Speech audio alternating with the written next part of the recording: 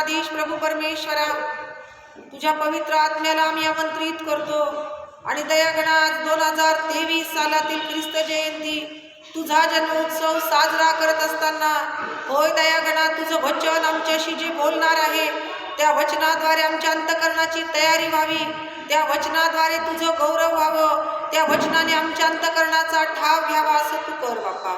होय, नाताळ या शब्दाचा अर्थ समजून घेत असताना, माझ्यासाठी नाताळ काय आहे हे समजून घेत असताना, दयागणा तुझ्या पवित्र आत्म्याचं सहाय्य तू आम्हाला करू. होय दयागणा, बोलणारी जीभ आणि ऐकणारे कान या समय मी तुझ्या हातात देत आहे. हो येशू, तुझ्या पवित्र आत्म्याचं सहाय्य तू आम्हाला करू. तारणारा प्रभू येशू ख्रिस्त याच्या नावाने मागते म्हणून तो आहे. आज 2023 सालातील नाताळ या सणाच्या सर्व मंडळीतील लहान थोरांना खूप खूप शुभेच्छा. हा नाताळ आपणासाठी आशीर्वादाचा, लाभाचा, आरोग्याचा आणि अधिकाधिक आध्यात्मिक बुद्धीचा असावा अशी मी परमेश्वर चरणी प्रार्थना करते. प्रियानो, आज आनंदाचा समय आहे. आनंदाची गोष्ट आहे की आम्ही नाताळ हा सण साजरा करत आहोत, कारण देवदूतांनी सांगितलं आहे की पहा, जो मोठा आनंद सर्व लोकांस होणार आहे तो मी तुम्हास सांगतो. त्या सर्व लोकांमध्ये आम्ही विश्वासणारे लोक आहोत की आमच्यासाठी नाताळ हा सण आनंदाचा सण आहे. सर्व आनंदात आहेत ना? सर्व आनंदात आहेत ना? कारण आम्ही आनंदी असलं पाहिजे, कारण की हा आनंदाचा समय परमेश्वराने आम्हाला दिलेला आहे. आज आम्ही जो विषय अभ्यासणार आहोत, अर्थातच तो विषय आहे आमच्या येशू ख्रिस्ताचा जन्म, ज्याला आम्ही नाताळ म्हणतो. हा नाताळ माझ्यासाठी काय आहे? हा नाताळ माझ्यासाठी काय आहे? नवीन कपडे, सुंदरसं भोजन, घरातील डेकोरेशन, आनंद, उत्साह, देवाणघेवाण, भेटवस्तूंची आदलाबदल ह्या गोष्टी तर हव्यातच, कारण हा आनंदाचा सण आहे. हा वर्षातून आलेला सण आहे, म्हणून या गोष्टी तर हव्यातच. पण या गोष्टीबरोबरच नाताळ या सणाचं माझ्या जीवनासाठी काय महत्त्व आहे? नाताळ हा सण माझ्यासाठी काय आहे? सर्वात प्रथम मला तुम्हाला सांगूया की नाताळ म्हणजे कृपेचा काळ आहे. नाताळ म्हणजे कृपेचा काळ आहे, कारण या काळामध्ये देवाने मानवाशी नातेसंबंध प्रस्थापित केलेला आहे. हा कृपेचा काळ यासाठी आहे की मनुष्य जो पापी आहे त्या मनुष्याबरोबर पुन्हा नातं स्थापन करण्यासाठी देवानं मनुष्यावर कृपा केली आणि त्यांनी काय केलेलं आहे तर योहान 3:16 आपण सर्वजण मिळून म्हणूया, देवाने जगावर एवढी प्रीती केली की त्याने आपला एकुलता एक पुत्र दिला, यासाठी की जो कोणी त्यावर विश्वास ठेवतो त्याचा नाश होऊ नये, तर त्याला सार्वकालिक जीवन. नाताळ हा कृपेचा काळ आहे, कारण या दिवशी देवाने मानवाशी काय केलेलं आहे तर पुन्हा नातेसंबंध प्रस्थापित केलेला आहे, पुन्हा एक नातं स्थापन केलेलं आहे आणि अखिल मानव जातीसाठी सार्वकालिक जीवनाची योजना आखलेली आहे. आम्हाला सर्वांना माहीत आहे, जो शास्त्रभाग आम्ही वाचला यशया याचा 9वा अध्याय आणि त्याच्या 6व्या वचनामध्ये यशया संदेष्टा काय म्हणतो आपण ऐकूया. यशयाचा ग्रंथ याचा 9वा अध्याय आणि त्याचं 6वं वचन.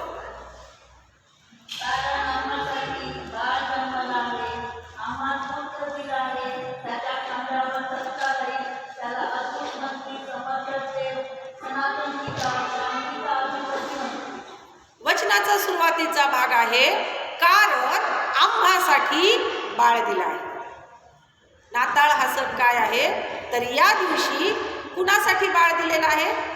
आम्हासाठी बाळ दिलेलं आहे. आणि पुढे वचन सांगतं, आम्हास पुत्र दिला आहे.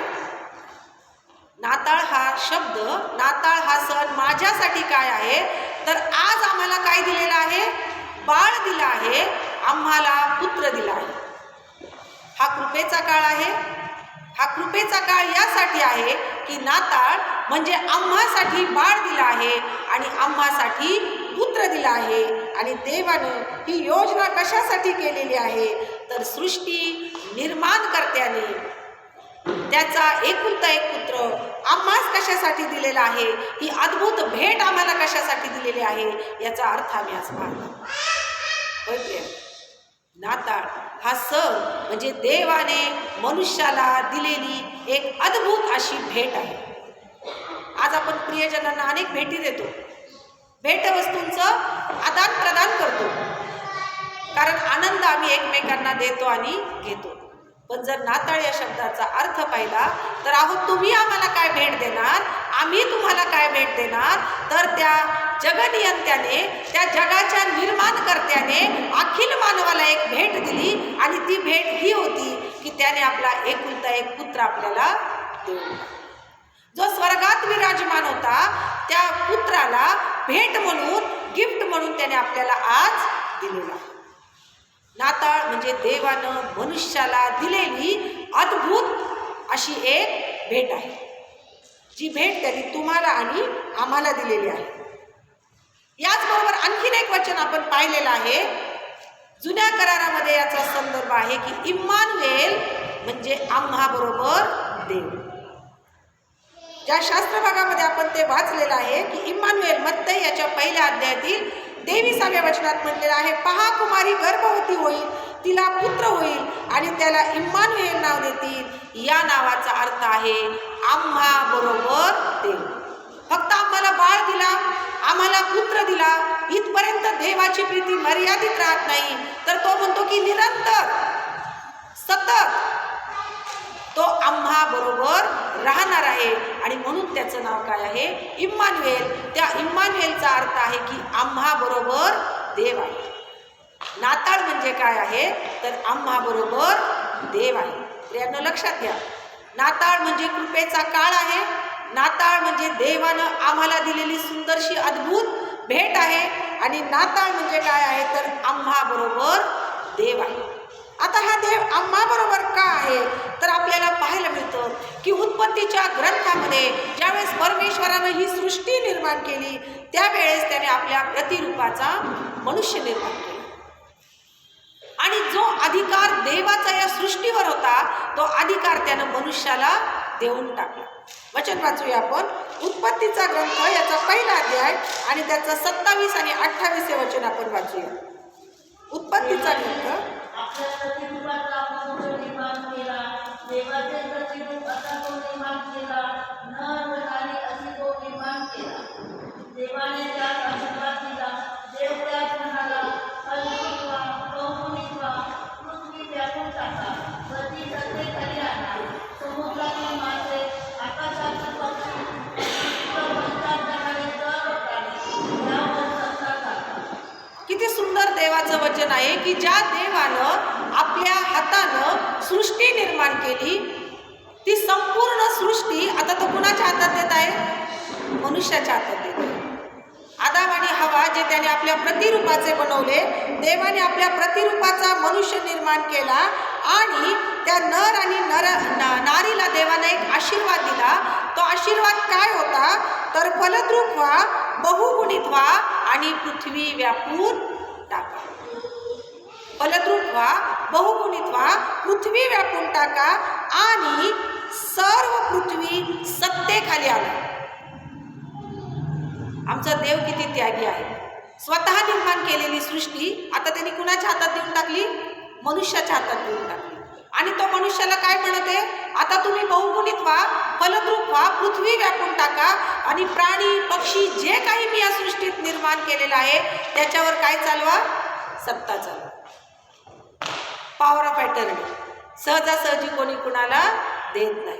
पण आमचा परमेश्वर इतका महान आहे, इतका त्यागी आहे की त्यानं मनुष्यावर एवढा भरोसा टाकला, एवढा विश्वास टाकला, कारण त्याला वाटलं की हा माझ्या प्रतिरूपाचा आहे, हा माझा अंश आहे आणि म्हणून त्यांनी सर्व सत्ता मनुष्याच्या हातात देऊन टाकली आणि त्याला सांगितलं की आता या सृष्टीवर तुझी काय आहे, सत्ता आहे. पण ही सत्ता देत असताना हे मानवा तू लक्षात ठेव की माझी तुला एक अट देखील आहे, एक आज्ञा देखील आहे आणि ती आज्ञा काय आहे आपण वचन वाचूया. उत्पत्तीचा दुसरा ग्रंथ याचं 16वं वचन. उत्पत्तीचा दुसरा अध्याय याचं 16वं वचन. तेव्हा परमेश्वर देवाने आदामाला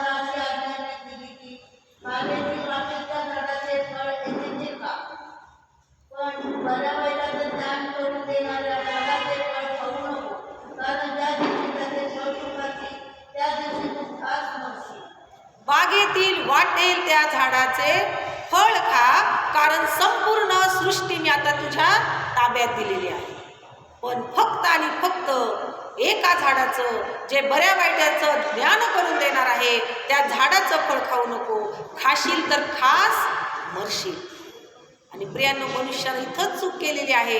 आणि त्या सर्पानं त्या हवेला भुरळ पाडलेली आहे. सैतान ज्यानं सर्पाचं शरीर धारण केलं, कारण त्या आत्म्याला शरीर हवं होतं, आणि सर्पाच्या शरीरात जाऊन त्यानं त्या स्त्रीला भुरळ पाडलेली आहे. आणि स्त्रीनं पाप करून आपल्या पतीला देखील हे खाण्यास भाग पाडलं. देवाचा शब्द तोंडातून गेला म्हणजे गेला. देव बोलला होता खाशील तर खास, मरशील. आता मरण अटळ होतं. मनुष्याला आता मरावं लागणार होतं, कारण त्यानं आज्ञाभंग केला होता. अरे, संपूर्ण सृष्टी मानवा मी तुझ्या हातात दिली, फक्त तुला एक झाड मी सोडायला लावलं होतं, आणि नेमकं तू त्याच झाडाचं फळ खाल्लेलं आहेस. आता मी शब्द दिलेला आहे, आता तुला मरावं लागणार. एकीकडं देवाची प्रीती आहे, एकीकडं देवाचा न्याय आहे. कारण तो देव आहे आणि आपला शब्द तो फिरवत नाही, आपला शब्द तो बदलत नाही. आणि मग आता मात्र काय झालेलं आहे की देवाला वाटत आहे की माझ्या पुत्राला तर मरण नको आहे, त्याला सार्वकालिक जीवन द्यायचं आहे. आणि मग आमचा देव जो न्यायी आहे, तोच दयाळू आहे, आणि त्याच उत्पत्तीच्या अध्यायामध्ये पुन्हा एक योजना तो आखतो. त्याच्या जीवामध्ये घालमेल झाली असेल की आता माझं लेकरू काय होणार आहे, मरणार आहे. ज्या हातांना मी त्याला घडवलेलं आहे ते लेकरू आता मरणार आहे, पण मला त्याला मरू द्यायचं नाहीये, तर मला त्याला सार्वकालिक जीवन द्यायचं. मग ज्या स्त्रीकडून पाप झालं ना, त्याच स्त्रीच्या गर्भाशयात मी पुन्हा कार्य करतो. ज्या स्त्रीनं तुला पापात पाडलं ना, ज्या स्त्रीला आता पापी ठरवलं ना, त्याच स्त्रीच्या गर्भाशयात मी पुन्हा कार्य करेन, आणि तिची संतती आणि तुझी संतती यांच्यामध्ये मी वैर स्थापेन.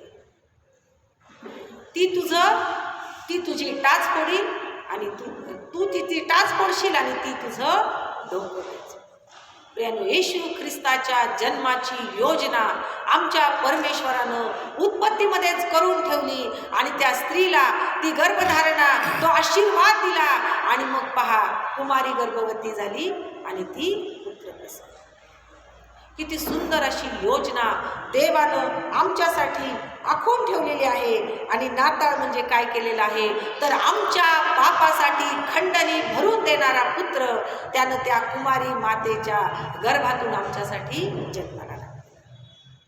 नाताळ म्हणजे काय आहे, तर तुमच्या आणि माझ्यासाठी देवानं खंडणी भरून देणारा पुत्र आम्हाला दिला. जो पत्राचा भाग आम्ही वाचलेला आहे, गलतीकरास पत्र याचा 4था अध्याय आणि त्याच्या 4 ते 5 वचनात आपण वाचलं की काळाची पूर्तता झाली तेव्हा देवाने आपल्या पुत्राला पाठवलं. देवाचा प्रत्येक समय हा ठरलेला आहे. ज्यावेळेस काळाची पूर्तता झाली, त्यानं आपल्या पुत्राला पाठवलं. तो स्त्रीपासून जन्मलेला, नियमशास्त्राधीन असा होता, आणि जे नियमशास्त्राधीन होते त्याने खंडणी भरून सोडवावे म्हणून, आणि आपल्याला पुत्रत्वाचा हक्क मिळावा. आधी हक्क दिला होता संपूर्ण सृष्टीवर. आपण कुणाला हक्क देतो? आपल्या पोटच्या लेकराला, नाही का? आपल्या मुलाला आपण वारस करतो. दुसऱ्यांना वारस करतो का? आपण गुलामाच्या मुलाला वारस करतो का? नोकराच्या मुलाला वारस करतो का? नाही. मग देवाने आपल्याला पुत्र म्हणून हक्क दिला होता. मनुष्यानं तो स्वतः चूक करून घालवला होता, तो सैतानाकडे गेला होता.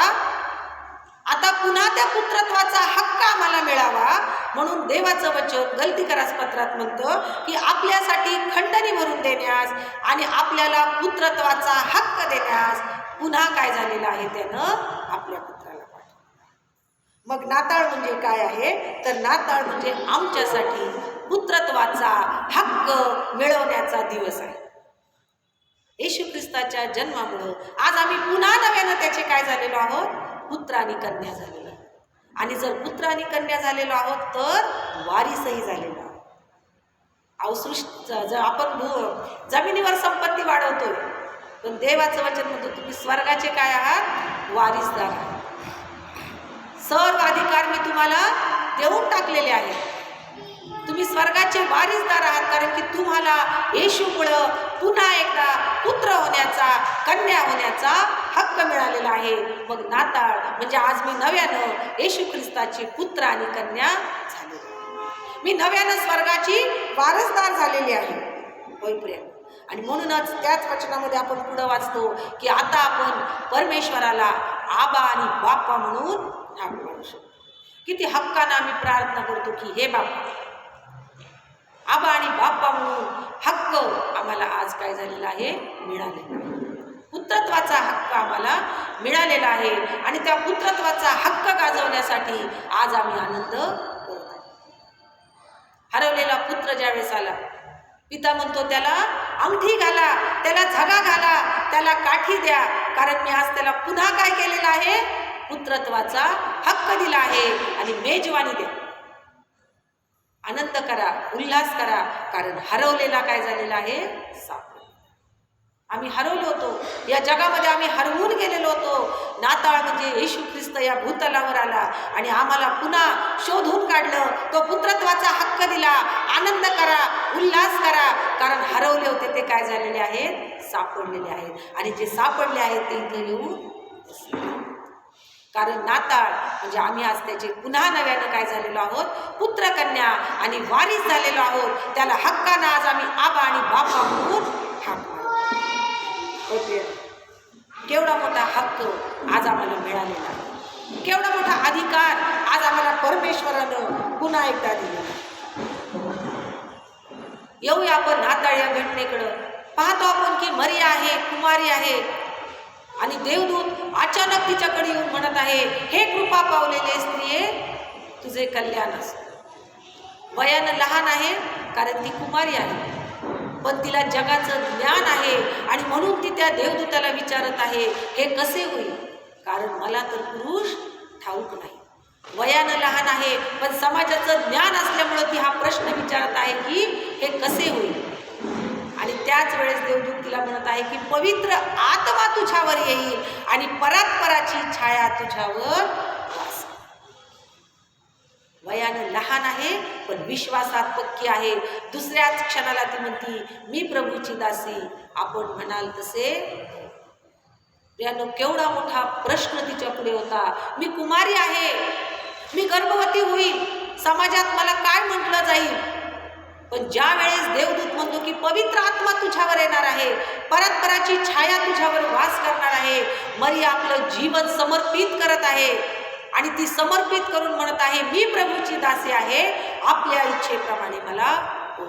कारण की जिथं पवित्र आत्मा कार्य करतो तिथं अद्भुत गोष्टी घडतात. जिथं पवित्र आत्मा कार्य करतो तिथं अद्भुतच नाही तर आश्चर्यकारक आणि अशक्य अशा गोष्टी शक्य. पवित्र आत्म्याने पुत्र प्राप्ती ही अशक्य गोष्ट होती, ती पवित्र आत्म्यामुळं शक्य.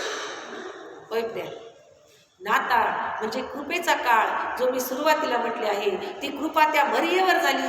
ती कृपा तिने संपादन करून घेतली आणि म्हणूनच तिनं आपलं जीवन काय केलं, देवाला समर्पित. आज आमच्या जीवनामध्ये अनेक प्रसंग येतात, आम्हाला सेवेच्या संधी येतात, हे प्रभू मी हे करू शकत नाही, पवित्र आत्मा तुम्हाला सहाय्य करील. तुम्ही म्हणा, मी प्रभूची दासी, मी प्रभूचा दास, आपण म्हटल्याप्रमाणे मला. यशायाला परमेश्वर म्हणतो, मी कुणाला पाठवू, माझ्यासाठी कोण जाईल. यशाया म्हणतो, हे प्रभू मला पाठव, मी आहे.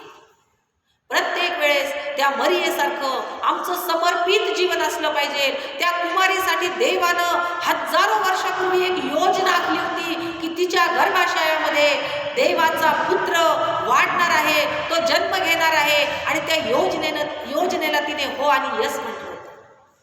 त्या योजनेला ती समर्पित झाली होती. तुम्हाला माहीत आहे काय की तुमच्या प्रत्येकाच्या जीवनाबद्दल, माझ्या जीवनाबद्दल आमच्या देवानं एक योजना आखून ठेवलेली आहे. ती कष्टाची असेल, क्लेशाची असेल, त्रासाची असेल, पण ती निश्चितच आशेची आहे, आशीर्वादाची आहे. आणि म्हणून आम्ही प्रत्येक वेळेस त्या मरियेकडून शिकलं पाहिजे की मी देवाला समर्पित जीवन जगलं पाहिजे. मी देवाला प्रत्येक वेळेस म्हटलं पाहिजे, होय प्रभू मी तुझी दासी आहे, तुझ्या इच्छेप्रमाणे मला हो. ज्या अडचणी माझ्या जीवनात आहेत, जे क्लेश आहेत, संकट आहेत, या वर्षात ज्या इच्छा पूर्ण झालेल्या नाहीत, असो प्रभू मी तुझी दासी आहे, तुझ्या इच्छेप्रमाणे कारण तुम्हाला माहीत नाही त्या योजनेतून पुढं काय होणार. मरियेला हे माहीत नव्हतं, पण तिने आपलं जीवन प्रभूला समर्पित केलं. होय प्रिया, हाच संदेश घेऊन मेंढपाळांकडं देवदूत गेलेले आहेत आणि देवाचं वचन सांगतं की घाईघाईने ते बाळ पाहण्यासाठी ते गेले. प्रियांनो, आज नाताळ म्हणजे घाईघाईनं देवाला भेट घेण्यासाठी जाण्याचं समय. घाई का करायची? कारण अंतिम काळ जवळ येऊन ठेपलेला. प्रियांनो, पुन्हा आमचा प्रभू त्या गवानीत जन्म घेणार नाही. त्याचं द्वितीय आगमन हे जवळ येऊन ठेपलेलं आहे आणि म्हणून ते मेंढपाळ एकमेकांना म्हणतात, चला जी बातमी देवदूतांना आम्हाला सांगितलेली आहे ती पाहू. आणि वचन सांगतं की घाईघाईने ते त्या बेथलेहमाकडं निघालेले आहे. अहो, त्यांना काय सांगितलं होतं देवदूतांनी? दाविदाच्या नगरात गवानीत बाळंत्याने गुंडाळलेले बाळ ही खून तुम्हाला आहे. एवढूशा खुनेवरून बाळाला शोधणं सोपं होतं का? दाविदाची नगरी काय एवढी होती का? दाविदाची नगरी, त्यात ती गजबजलेली, जनगणना चालू असलेली, अनेक प्रवासी तिथं येऊन उतरलेले, त्यात तो गोठा शोधायचा, ती गवानी शोधायची, त्या गवानीत बाळंत्यानं गुंडाळलेलं ते बाळ शोधायचं, ही सोपी गोष्ट नव्हती. पण सर्व आव्हानं स्वीकारून मेंढपाळ मध्यरात्री निघालेले आहेत. ते म्हणत आहेत, चला आपण जाऊ आणि देवानं दिलेली जी खून आहे ती शोधून. नाताळ म्हणजे देवाला शोधण्याचा काळ. नाताळ म्हणजे देवाला घाईघाईनं भेटण्याचा काळ आहे. घाई यासाठी करायची आहे कारण कृपेचा काळ आहे. प्रियांनो, मला तुम्हाला सांगू द्या की कृपेचा काळ संपल्यानंतर न्यायाचा काळ सुरू. प्रभूजी, आम्ही तुझ्या नावानं भूतं काढली. प्रभूजी, मी तर किती संदेश दिले, मी एक वाजूपर्यंत जागले. प्रभू म्हणाल, मी तुला ओळखत नाही, मी तुला ओळखत नाही, तू माझ्या डाव्या बाजूला आहे. होय प्रियांनो, जर त्याच्या उजव्या बाजूला आम्हाला जायचं आहे तर आम्हाला घाई करणं फार गरजेचं आहे. कारण अंतिम समय जवळ येऊन ठेपलेला आहे. अंतिम समयातील चिन्ह आम्हाला प्रकट होत आहेत. राष्ट्रांवर उठलेले आहेत. दुष्काळ आहे, हवेतील आजार आहेत, युद्ध आहेत, प्रीती थंडावत चाललेली आहेत. काय ही चिन्ह आम्हाला परमेश्वरानं दिलेली नाही? मेंढपाळांना चिन्ह दिलं, मेंढपाळ घाईघाईनं गेले. आम्हाला अंतिम काळाची सर्व चिन्ह दिलेली आहेत. आम्हाला प्रगटीकरणाचं पुस्तक लिहून ठेवलेलं आहे. काय या चिन्हांवर आम्ही गांभीर्यानं विचार करत आहोत? होय प्रिय, द्वितीय आगमन जवळ येऊन ठेपलेलं आहे आणि म्हणून माझ्या कुटुंबाचंच नाही, माझ्या मंडळीची तयारी झालेली आहे का? जर नाही तर आज घाईघाईनं ती तयारी करण्याचा समय आहे.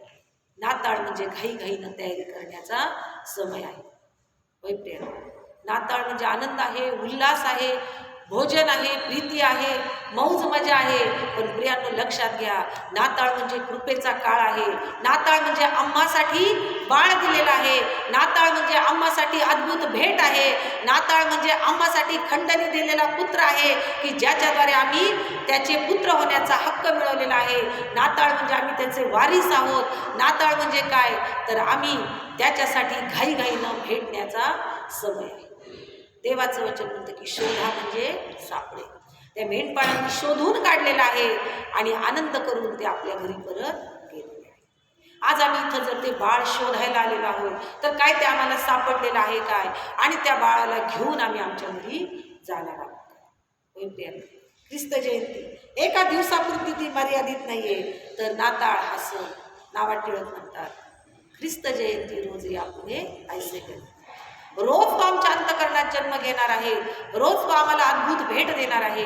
रोज आम्हाला पुत्रत्वाचा हक्क देणार आहे.